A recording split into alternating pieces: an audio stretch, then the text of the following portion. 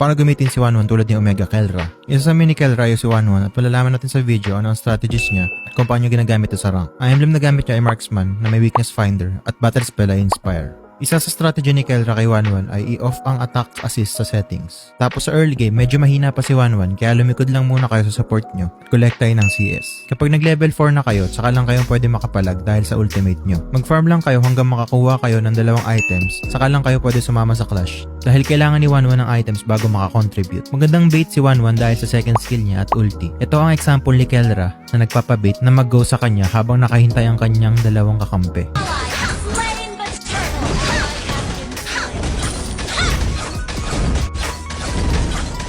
Huwag kayo matakot mang dive ng torre kapag ahead kayo dahil isa si 1-1 sa pinakamalakas sa tower diver dahil sa ultimate niya, parang ganto.